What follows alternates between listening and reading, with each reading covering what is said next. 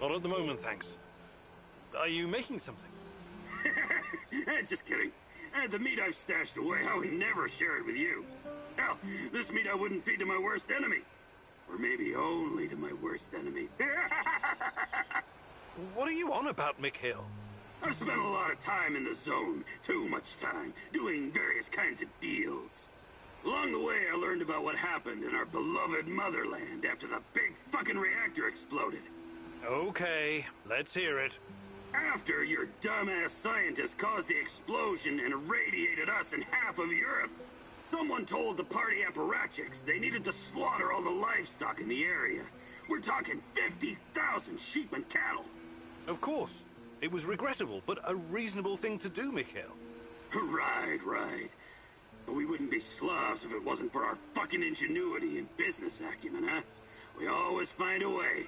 Hell, not even 100 years of communism could uproot our inbred knack for wheeling and dealing. Anyway, some genius decided it would be a waste to just throw all that meat in an incinerator. The animals were slaughtered, all right, but not destroyed. Instead, their glow-in-the-dark meat was mixed in with the flesh of healthy animals and shipped to Moscow. Cool, huh? This sounds like the exact opposite of cool, Mikhail. The glowing sausages left the party officials scared shitless. Their solution was to immediately ship it somewhere else. Georgia, Ukraine, Kazakhstan. But the truth was already out. And nobody wanted this generous gift. So, there was this freaking ghost train rolling through Ukraine and Belarus, from one station to another, filled with radioactive meat that no one dared touch. This toxic meat train cruised the Soviet Empire for 3 years. 3 fucking years! Before the cooling system broke down. At that point, the KGB stepped in and eventually buried the cargo. But I managed to snag a piece for myself, and I'm keeping it. It could be very valuable one day. Valuable? How? Not sure yet. It could have sentimental value. Or maybe I could use it to blackmail someone. You're insane. Please keep your radioactive meat away from our kitchen.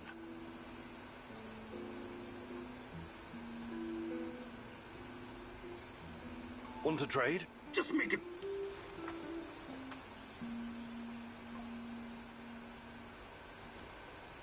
The fuck you? Mikhail, you've been around. You could...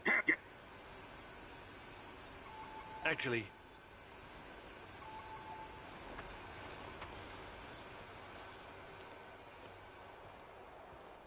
Have you heard of cloud seeding? I've heard that it's possible. Why? Because it was used to save Moscow from the Chernobyl fallout at someone else's expense.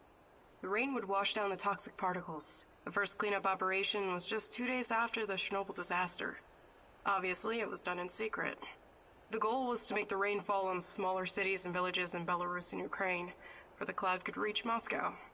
The little people suffered because of it. No one can even guess how many people died in the radiation-related diseases in the following decades. Of course, the authorities denied it. They're still denying it even today. Every time I think about it, I wish I had 1 or 2 of those fuckers in the sights of my Moss and Nugget. I find that hard to believe. Naturally. I heard you were once a true believer in the system. It's not that simple. No need to explain yourself. It was a long time ago. I just hope you're smarter now. Those in power will always think of themselves first. Communism or no communism.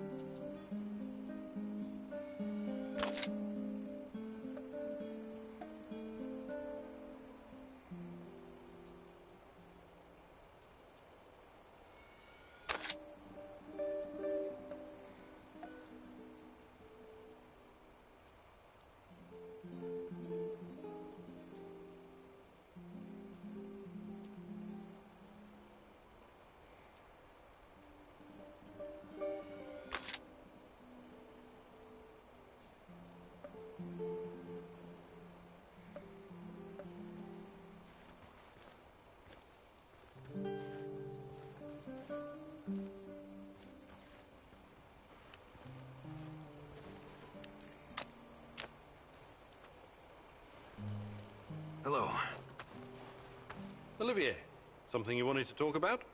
Someone. What do you make of this Tarakan guy? I don't know yet. He's a very complicated personality. Complicated, huh? That's a cute way to say insane. Well, that certainly is a possibility.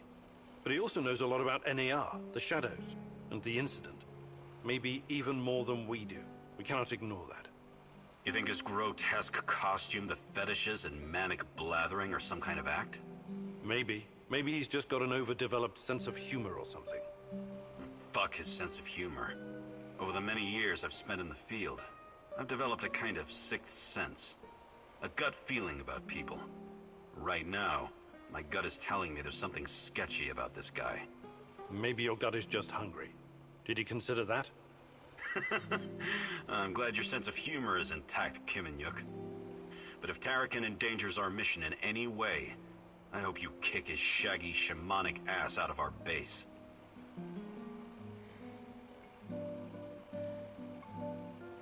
Can we swap some... Sure.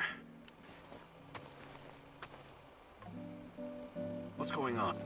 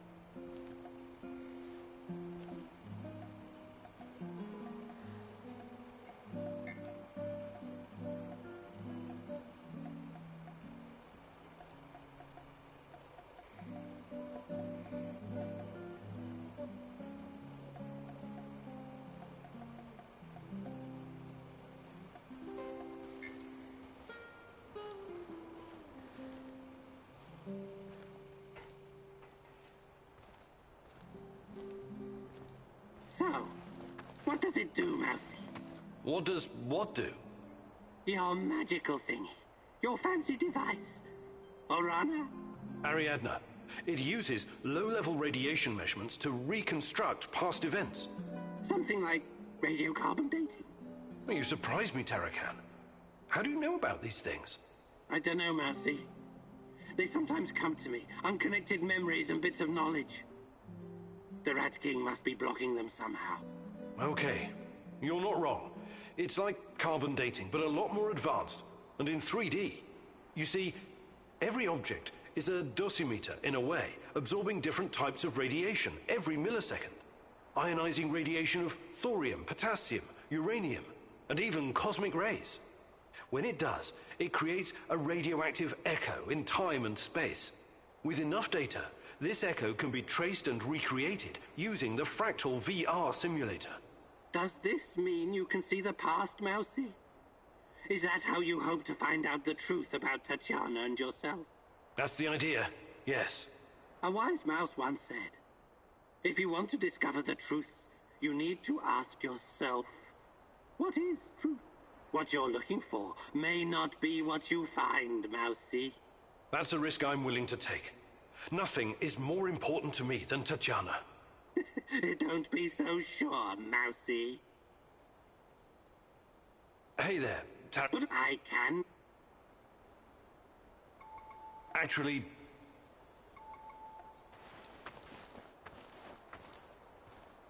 What can I do? Hi, Olga. Actually...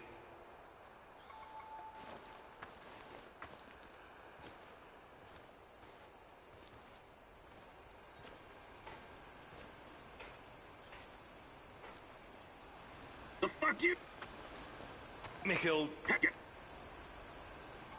Actually...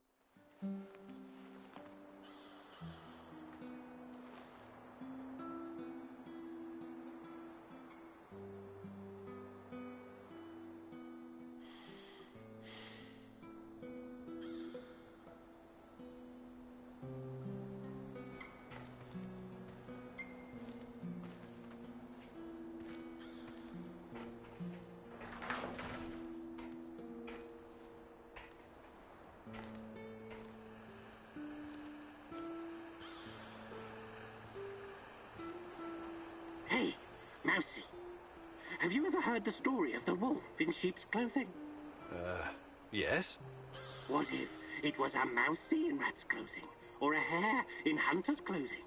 How do you like that? I'm not sure it's the same. Of course it is. Sometimes you need to change your skin to stay hidden amongst your enemies. You're talking about a disguise.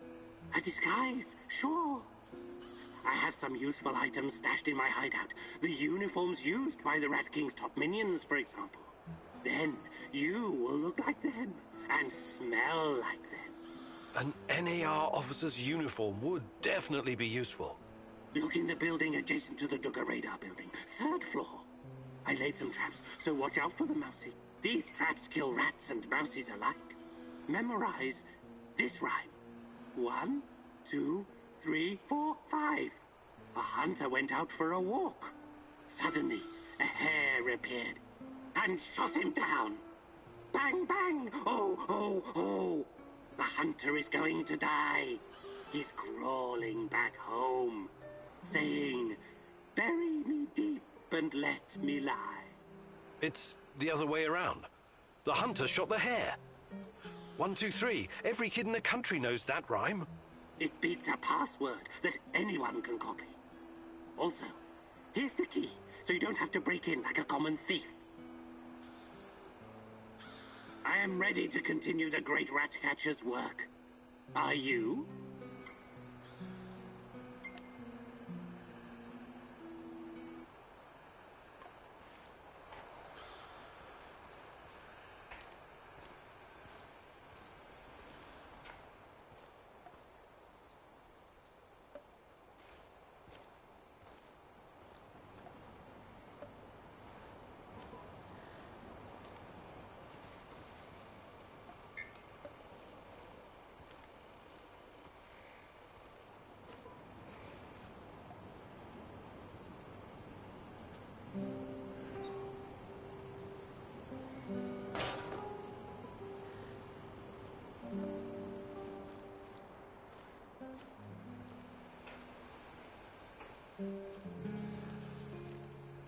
I am ready.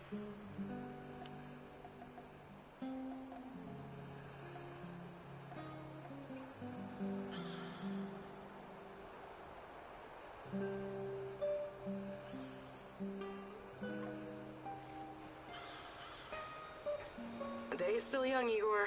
Don't waste.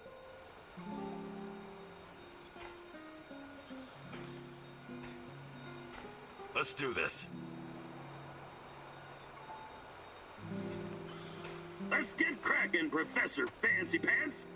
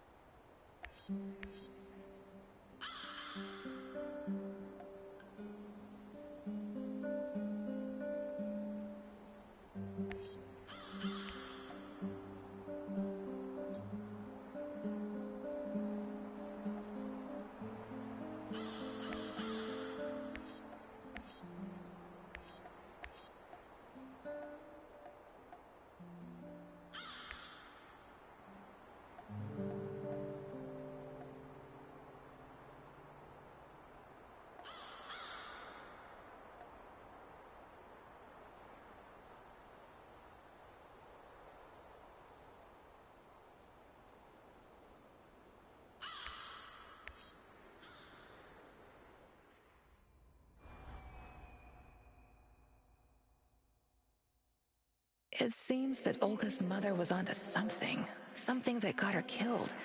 Could it be the key to finding out about the NAR's plans? Just be very careful, my love. I feel you getting closer to the heart of evil. Soon you may reach a point of no return.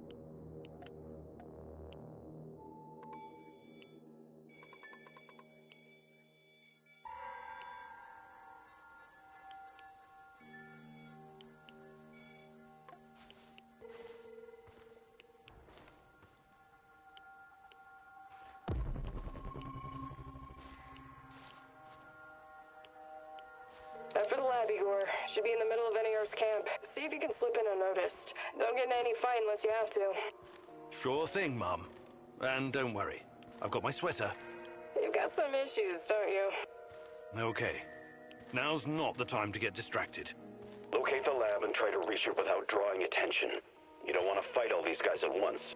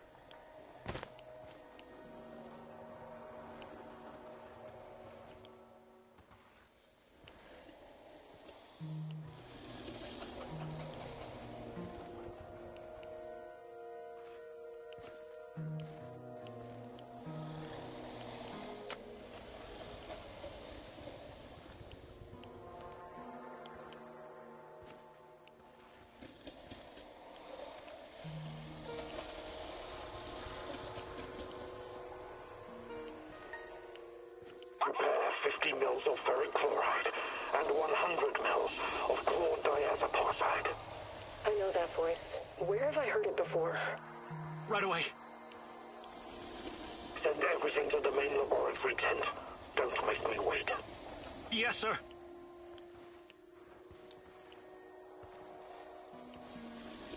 Who are you? What are you doing in here? That man on the phone. Who was it? You're Kiminyuk. Dear God, please don't hurt me. I asked you a goddamn question. My boss, you mean? I don't know his real identity. Almost nobody does, I swear. Do you really want to play it this way? I can see you're scared, and rightfully so. But it seems you're deliberately trying my patience. No, not at all, sir. Please, I can't tell you what I don't know. But I can tell you other things. Just ask. Just don't kill me. I can be useful. You'll see. Vanya, my patience is wearing thin. Where are those damned chemicals? Answer him. But casually. Relax. Yes. I'm sorry. I'll send them right away. Apologies for the delay. Spare me the excuses and move. I need that chlordiazepoxide and I need it now. You two, continue without me. And for your sakes, you don't screw this up. It would be best if you forgot I was ever here.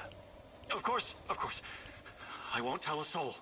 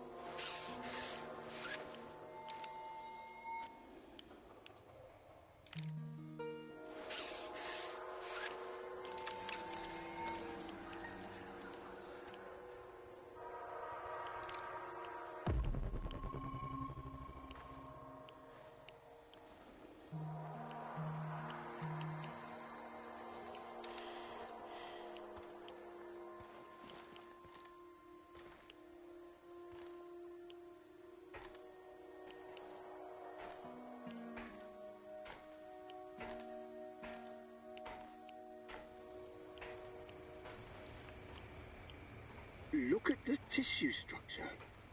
This used to be a liver, if you can believe it. We need to collect samples. The brain is hyperactive. Look at the chart. But it still doesn't respond to any stimuli. The previous subject had quite a different reaction.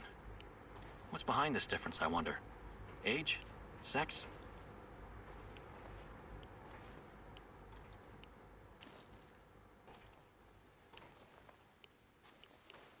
Vanya? Finally! Who the hell are you? What did you do with Vanya? Stay very still if you want to live. Please don't hurt us. We're scientists. Yeah, so was Dr. Mengele. Are you performing a vivisection without anesthesia? Administering shots of typhus? What are you doing exactly? I really want to know.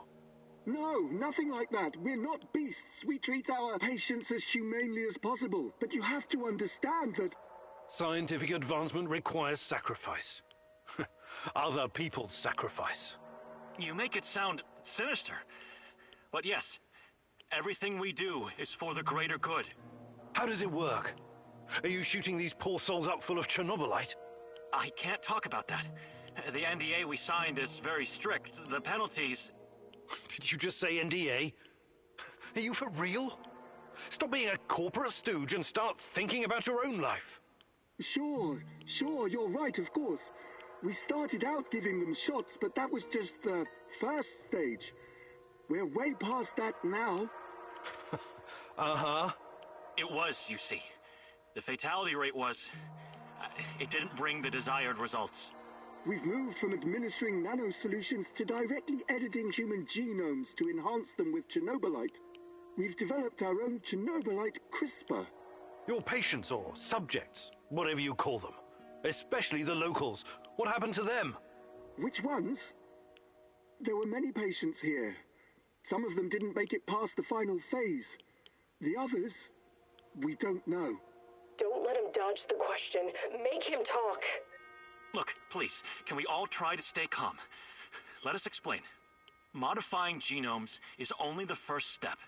Next, we induce a state of superconsciousness in the subject's gamma brainwaves. It's basic neurology. The sympathetic nervous system begins to release enormous amounts of energy straight to the brain via the thalamic gate at the brainstem. When the thalamic gate opens, the energy flows to the pineal gland and... well, there you go. I don't like to use this term, but it opens a third eye. A third eye? Right. Then what?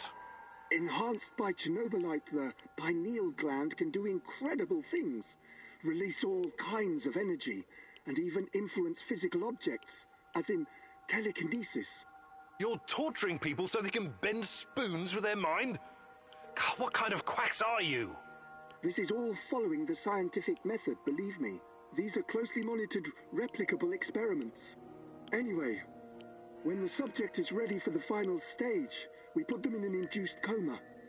Contrary to what you might think, it's for their own good. Explain, and fast. What is this final stage? Our boss calls it communion.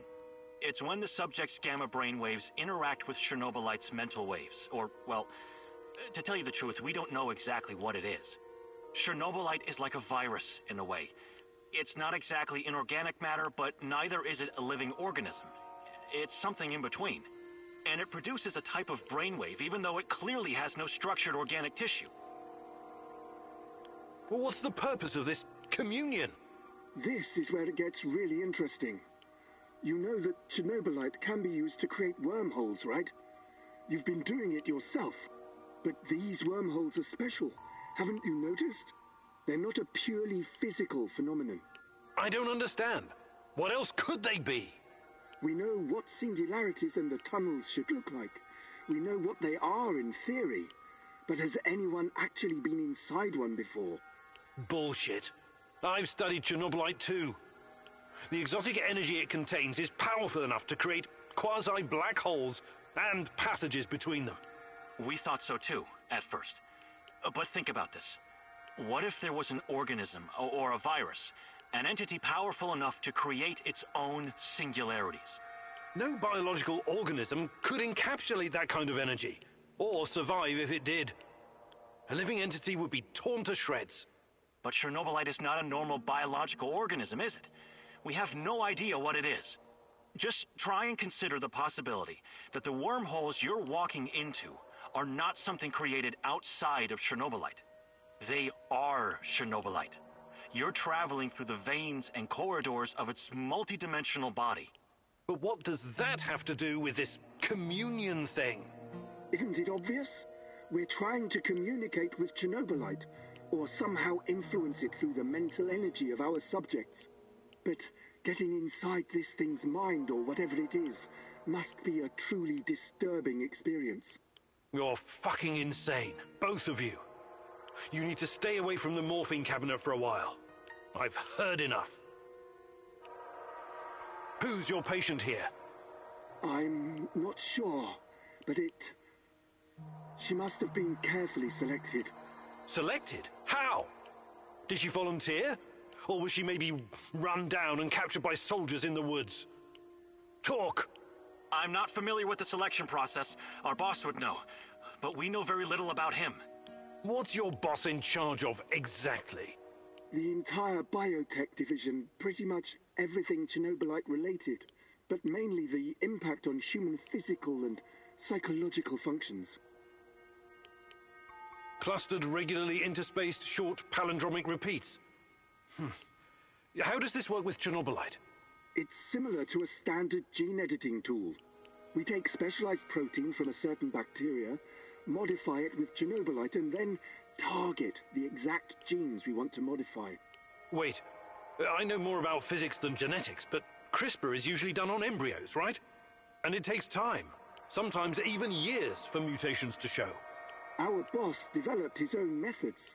The process is applied directly in the subject's body. The speed of the mutations has increased exponentially. It no longer takes years, but weeks, sometimes mere days. Marvelous, isn't it?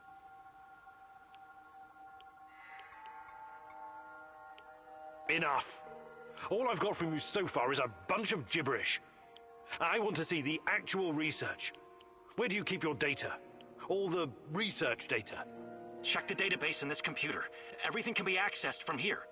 It's password protected, isn't it? Promise not to kill us and we'll tell you. Don't worry. I don't give a shit about you. Password. 23#98S$. Listen to me very carefully, Igor. This research, this data, it's too dangerous to exist. My people died because of it. Delete everything. It won't bring my mother back, but at least no one will profit from her death, and the deaths of others. You need to download this research, Mousy. This is the Rat King's brain stash. It's dangerous, yes, and inhuman. But it could contain the key to defeating him.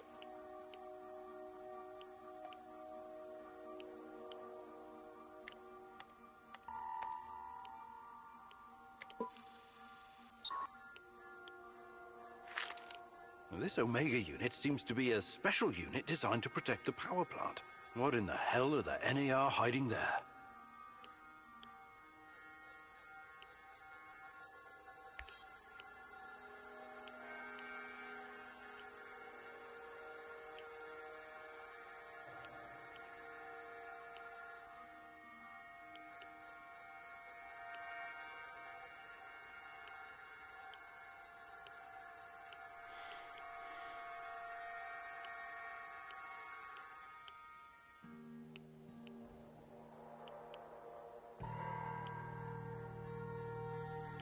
These guys are telling the truth. They really achieved something incredible here. Why did you do it? God damn you! You did good, Igor. We will turn this information into a weapon against the Rat King.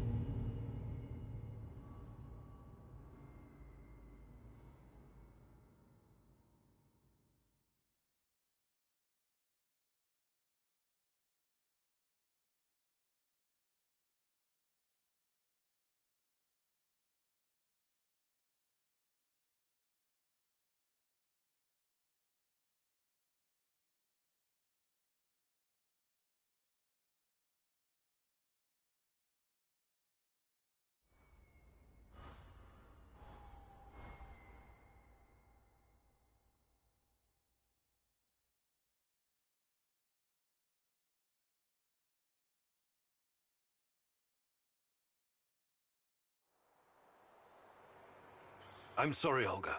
Nobody deserves to die so horribly. I was hoping for some good news, but perhaps I was foolish.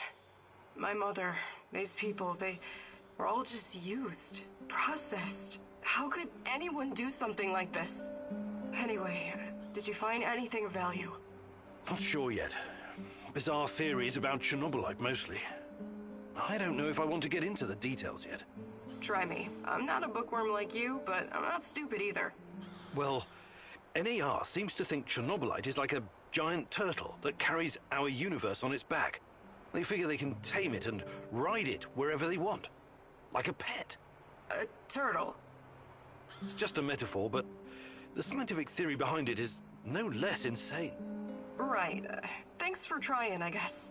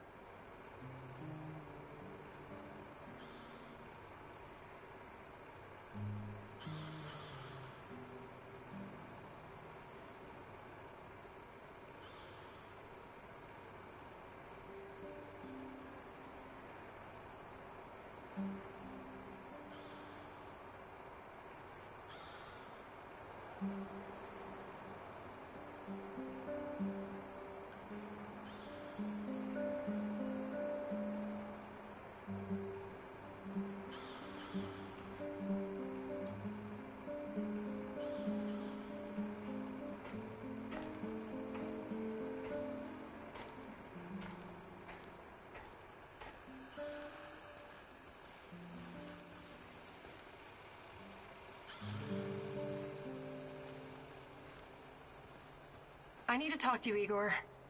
Sure. Is something troubling you? Memories. According to my mom, life was actually pretty good around here before the accident. I know. I used to live here myself a long time ago. The details are a bit blurry, but I have warm feelings about the past. Right. Then you must know that life in Chernobyl was better than in other parts of the Soviet Union. My mother told me that all the closed cities, the secret cities, offered creature comforts in exchange for secrecy and obedience. It was a privilege to live in such a place. You could always buy whatever you wanted. The streets were safe and the pay was decent. Everybody believed the authorities would protect them from any harm. They were such good comrades, after all. They would have gladly given their lives for this country. And for what? All the cover-ups, the KGB worrying more about appearances and the state secrets than their own people. My mom's friend Katya was living in Kiev at the time of the Chernobyl catastrophe. She was pregnant. And only 1 week after the reactor blew apart, she marched in the May Day parade of 1986. Can you imagine? It wasn't canceled. What a crime. The authorities never warned anyone. They claimed it was completely safe. They didn't give a fuck about them. They just wanted to keep a lid on it. Katya told my mom that by the end of the day, she and her husband had a strange purple tan on their faces and could barely catch their breath. Katya's son was born a couple of months later. He was very sick. I'm so sorry, Olga. You should be. You were part of this mess, even if you don't remember it. My apologies, Igor. I shouldn't. I had no right to. That's okay. These are painful memories. You have a right to be upset. Hi, Olga. Actually...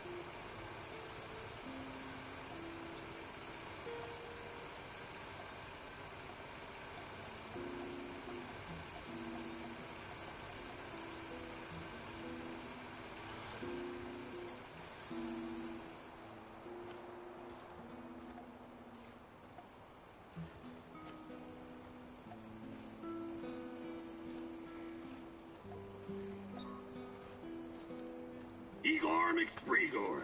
What's up, Chief? How's life, Mikhail? It used to be so much better around here. These NAR assholes are really throwing a chainsaw into my trading operations.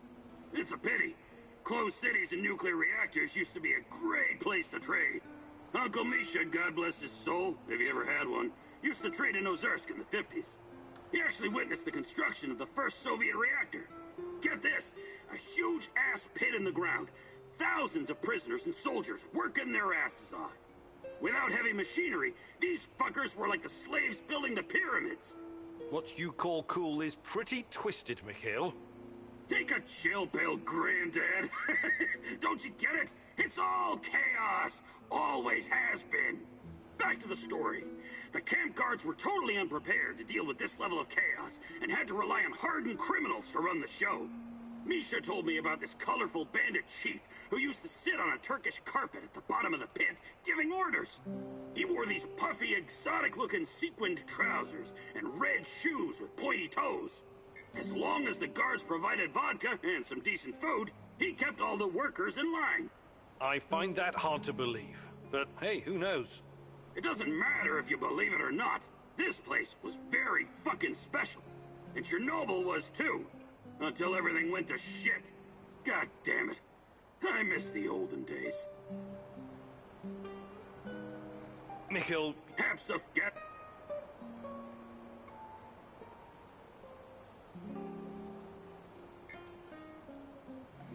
Perfect. Let's do...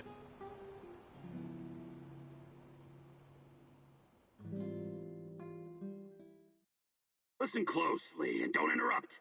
I'm gonna help you hone your survival instinct. Pretend like your life depends on it. On second thought, don't pretend. Take this shit seriously, got it? All right then. You already know how to scout for useful herbs and mushrooms, eh? What you don't know is that the root of most plants can be eaten as well. If it's not rotten and you pull the plant out efficiently, you have a good chance of getting some free food. How fucking great is that? So, the more plants you gather, the better your chances of finding something edible.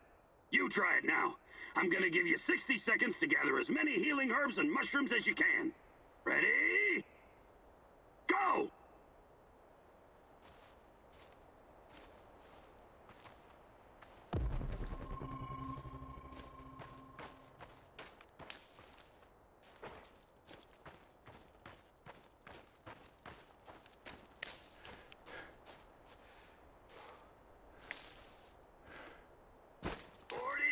Left! Run, Professor, run!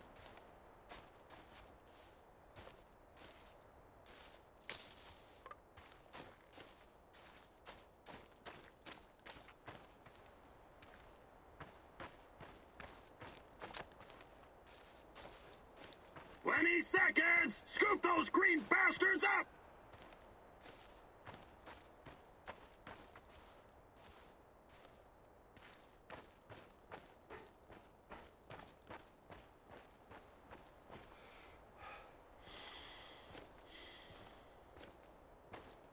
Only 10 seconds left!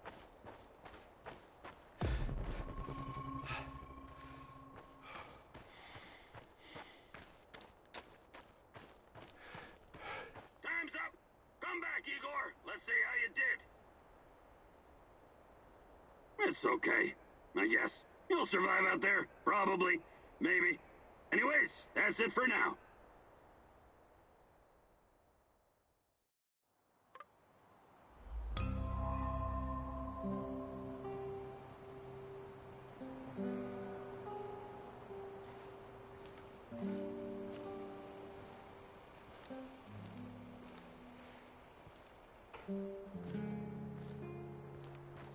Hey, Igor. How are you? I'm all right. What about you? Have you started to regret joining our little suicide squad yet? No way. I live for this kind of thing.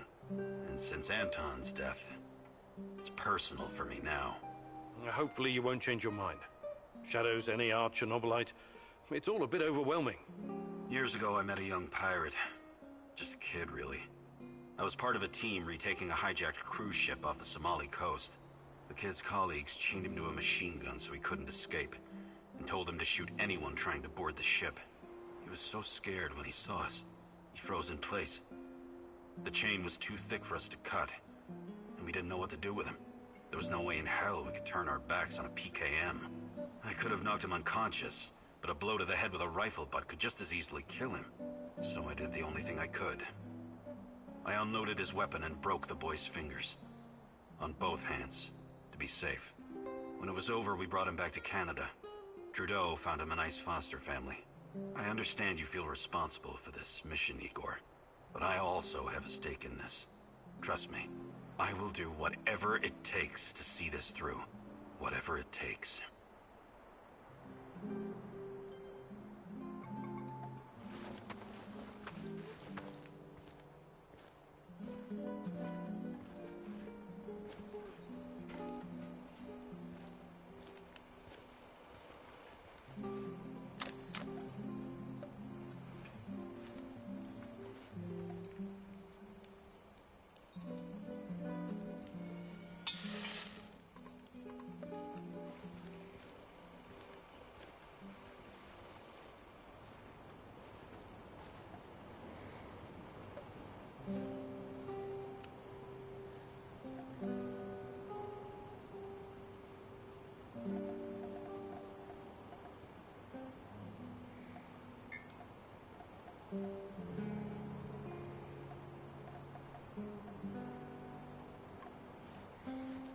You're getting quite skilled at this shit, Professor.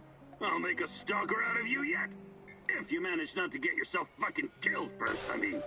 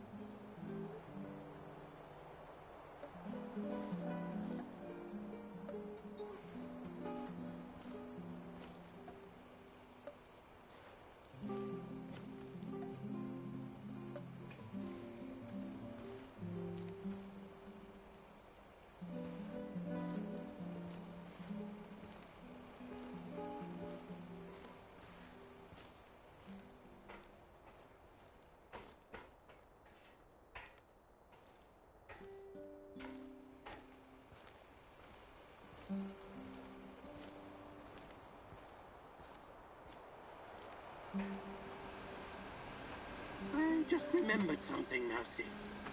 What is it? More rat stories or history lessons? A cautionary tale. A wise Mousy can always find a tasty bit of cheese, if he's smart. But take care that the cheese isn't poisoned or sitting in a trap. You never know what you might find. What are you talking about? Ozesk, 1957. Kapow! Evil rats were stirring the pot, trying to stick their ugly little snouts where they shouldn't. Yes, I remember reading about that. It was a chemical explosion, right? Huge quantities of cesium-137 and strontium-90 were released into the atmosphere. Wasn't that classified? While you were reading about it, my mother had to live through it. The placid Tekka River, so beautiful this time of the year. But after the boom, so poisonous. Yes, one of many regrettable failures. No, Mousy. What you call failure, I call a deliberate plan of the Rat King. He lured the silly little mouses with a chunk of smelly yet delicious cheese. But it was poisoned. And the cheese you are looking for may be poisoned as well, even if it looks delicious. So be very careful, little mouse. Whenever you sense these machinations in the shadows, you can be sure that the Rat King has a part in it. I'll keep it in mind. Thanks.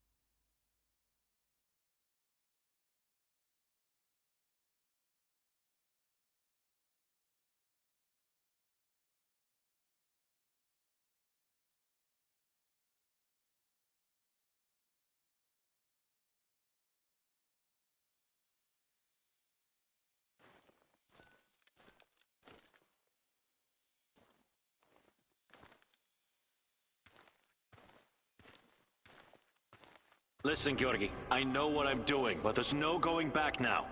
I know, my dear friend. It's just that we lost such a brilliant mind that terrible night.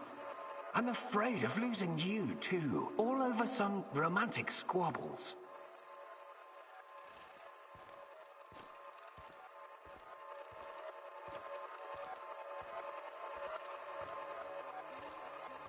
And this misunderstanding also cost you your good looks. I don't want to listen to this anymore. No more distractions, you hear me?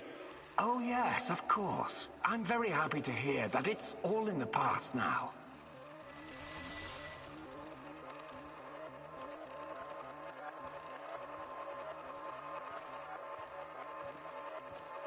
Good. So let's get to it. I would like to see some results as soon as possible. We both know that she's the key. We've wasted enough time already. All right. Just don't do anything rash, please. We need to follow the proper protocols. So my dear friend Boris worked with Semenov even after the Chernobyl disaster. I wonder what happened to his face. And Tanya is the key. The key to what? More secrets. I've got to keep digging.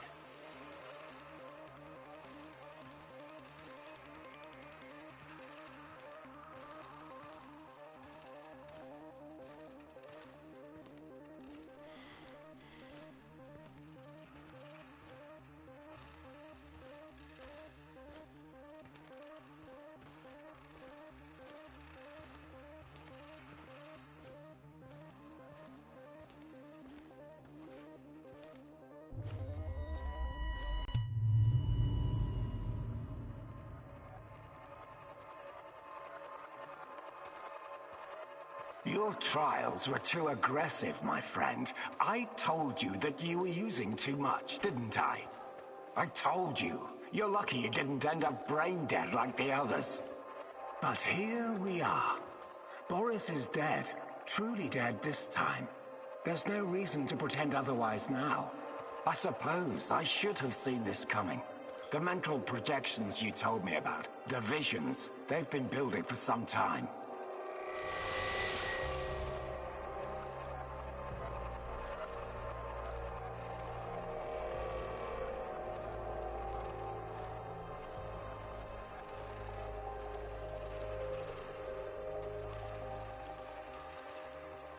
To be honest, I just thought that your hallucinations meant you were losing your mind. Prolonged exposure to Chernobylite often causes psychosis and hysteria, after all.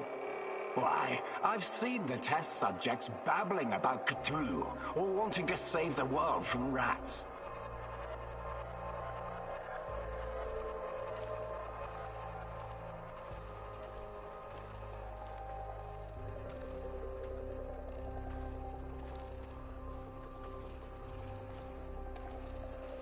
You really did it, my friend. You crossed the Rubicon. You achieved something that no one has ever achieved before. Well, except her. But she has a different purpose. You will be the first of your kind. You will help me bring about a new era of human evolution. You will help me reach the stars.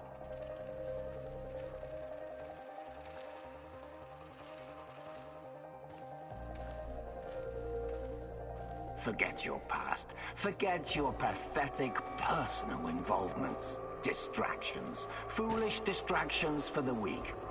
Wasting your time seeking validation from others, but not anymore. You don't need any of that going forward. You're to be my right hand in the days to come.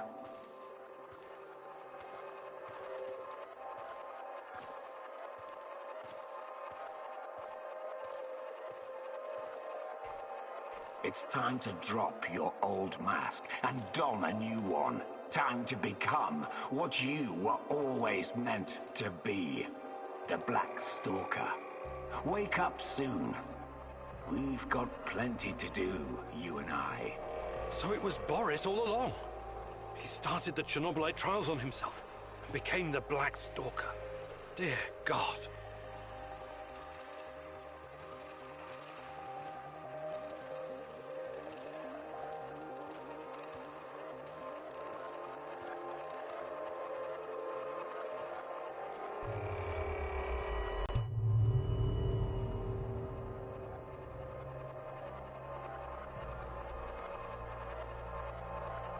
I've told you everything you need to know, General. What seems to be the problem? The problem? That's what you're calling it. Look, I won't even pretend to understand what you and your lab monkeys are doing down there, and I wouldn't care if I did.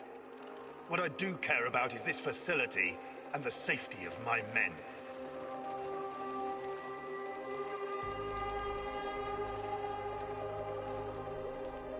So the next time you decide to rush an experiment that can potentially release a bunch of fucking monsters into the world, please tell me beforehand so I have time to devise a strategy.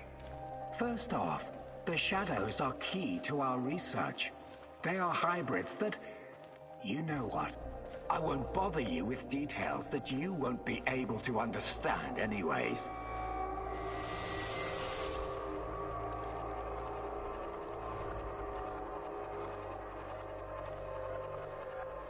And second, actually, no, I'm responsible to the board, not to you, Kozlov. Your job is to safeguard this operation, not lecture me on things you will never come close to understanding. In fact, the board wants you to cooperate closely, very closely, with my right-hand man. I would like you to familiarize him with all of our security protocols.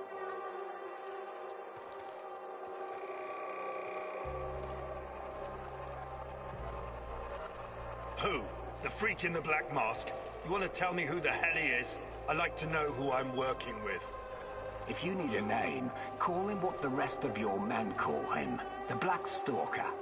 One last thing, I know you don't share my views on the future prospects of this organization, but don't even think about throwing in the towel. If we fail, there will be hell to pay for both of us. There is no walking away now.